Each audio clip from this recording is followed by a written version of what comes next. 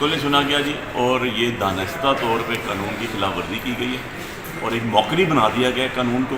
جو کہ انشاءاللہ سب چیزیں سیٹ اسائڈ ہوں گی، سب چیزیں ریورس ہوں گی۔ اس کی وجہ میں آپ کو بتا رہا ہوں کہ یہ الیکشن کمیشن آف پاکستان نے جو نوٹیفیکیشن کیا یہ انلیگل نوٹیفیکیشن ہے، یہ جو ہے لاء کی نظر میں بالکل اس کی کوئی ویلیو نہیں ہے، because election commission of Pakistan نے 11 تاریخ کو صبح 11 بجے، ٹائم دیکھ لیں، میں ویریفائی کر لیتا ہوں آپ کو، آپ جا کے ٹائم دیکھیں، اوپن کورٹ کے اندر کمیشن نے جو ہے ڈیسائیڈ کیا اور انہوں نے کہا کہ روک لیا اس کو، انہوں نے کہ آپ نوٹیفیکیشن آپ کنسلٹیشن ہی نہیں کریں گے،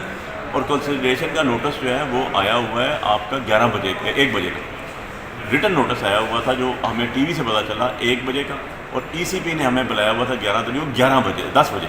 اور جب پروسیڈنگس کے بعد میرا کیونکہ چھٹا نمبر تھا، میری پٹیشن جب میری درخواست جب انہوں نے سنی اور اس پہ ان کو کنسلٹیشن سے روکا، تو وہ آرڈر اوپن کورٹ میں بفور دا میڈیا ڈیسائیڈ ہوا 11 بجے۔ اب اس کے بعد کیسے کنسلٹیشن کر دی، اور یہ کنٹیمپٹ آف کورٹ ہوگی آر او کے اگینسٹ۔ آر او پہ تو میں آپ کو یہاں لکھ کے دیتا ہوں، آر او پہ ایف آئی آر بھی ہوگی، آر او پہ کمپلینٹس بھی ہوں گی، ڈیفیمیشن سوٹس بھی ہوں گے، and he will not be the part of this system کہ وہ اسسٹنٹ کمشنر رہے یا اے ڈی سی جی رہے، جو کچھ بھی ہے، he has to pay what he did. So وہ تو پے کرے گا ہی کرے گا، وہ تو ٹالرنس لیول تو اس کے لیے ہونا بھی نہیں چاہیے، اور جو اس نے کیا ہے اپنے حلف کی اور اپنے قانون کی پاسداری کی ہے وہ تو ختم ہوگی۔ اب جو ہے میں ریپٹیشن فائل کر دی ہے، میں نے یہاں پر وہ سارے آرڈرز لگا دیے ہیں صاحب جتنے بھی تھے، اور انشاءاللہ وہ فکس ہوگی اور یہ ساری چیزیں سیٹسفائڈ ہوں گی۔ یہ نہیں چل سکتی انلیگل کام، انلیگل چیزیں،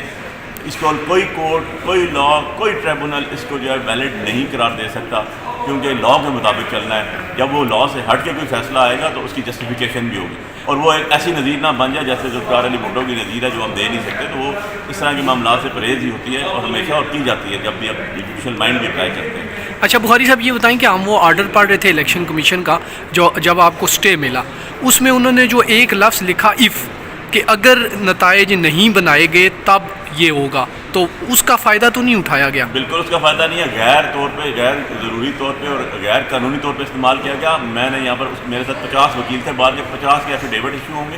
اور سارے کے سارے ایفیڈیوٹ سبمٹ کریں گے، سارا میڈیا وہاں تھا اور ادر پٹیشنرز بھی وہاں پر تھے، ان کی موجودگی میں ہوں گے، اور ای سی پی کے چیئرمین جو ہیں، جو آپ کے الیکشن کمیشن آف پاکستان کے، وہ بھی جواب دیں ہیں، وہ بھی پبلک ایکسچیکر سے پیسے لیتے ہیں۔ ان کا آرڈر جو خود انہوں نے کیا، اور انہوں نے اپنے سامنے بیٹھی ہوئی جو ڈپٹی ڈائریکٹر تھی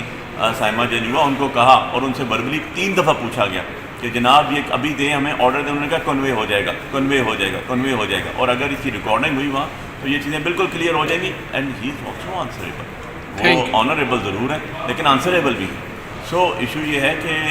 یہ انشاءاللہ جو ہے